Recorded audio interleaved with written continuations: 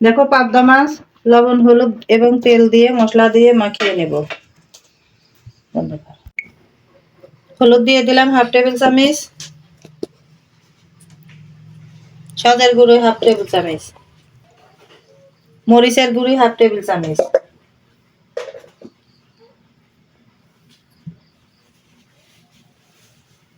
লবণ দিয়ে দিলাম স্বাদ অনুযায়ী, দিয়ে মাছটা মাখায় রাখবো।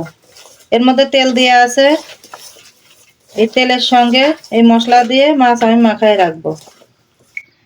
দেখো মাছ আমি ম্যারিনেট করে রেখেছি। এখন এই পাত্রে মাছ মাখানো হয়েছে, এই পাত্রে আমি তরকারিটা রান্না করে নেব। শুধু আলু, কাঁচামরিচ, কাঁচা পেঁয়াজ,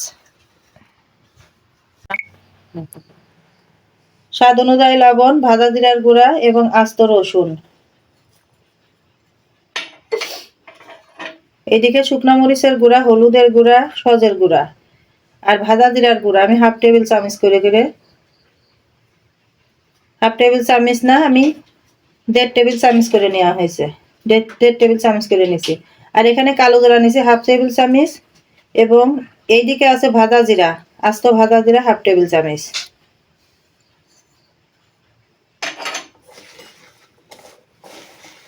হাত দিয়ে ভালো করে মাখায় নেব।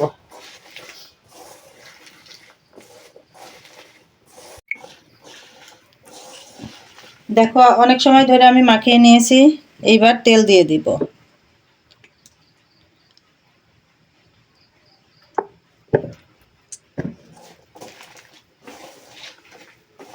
আবার একটু হাত দিয়ে মাখিয়ে নেব। মাখানো তরকারি হাত দিয়ে যত মাখানো যায় তত বেশি স্বাদ লাগে। দেখো আমি মাখিয়ে একবারে কাঁচা ঝাল টাল একসঙ্গে মিশিয়ে দিয়েছি। এখন এর মধ্যে একটু হাতটা ধুয়ে পানি দিয়ে দিব। পানি এমন ভাবে দিতে হবে আলুটা যেন সিদ্ধ হয়ে যায়। বেশি পানি দিলে আবার মাছটা একবারে খসে যাবে।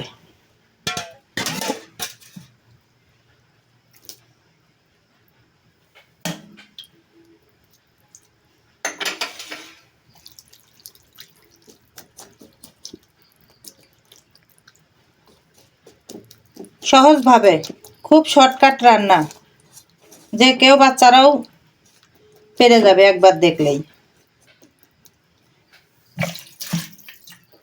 দেখো আমি পানি কিন্তু এর থেকে বেশি দিব না।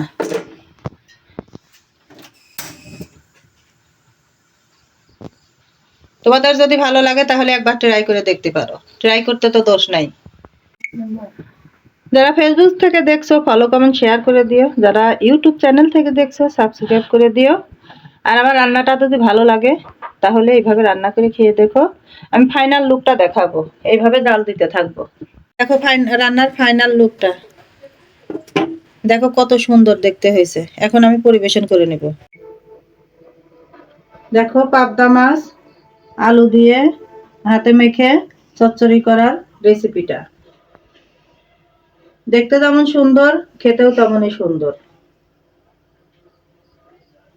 আমি কিন্তু এক ফোঁটা ঝোল রাখি নাই। দেখো, দেখেছো তো? তোমাদের যদি ভালো লাগে তাহলে এইভাবে রান্না করে খেয়ে দেখো। আজ তাহলে রাখি এই পর্যন্তই। আল্লাহ হাফেজ।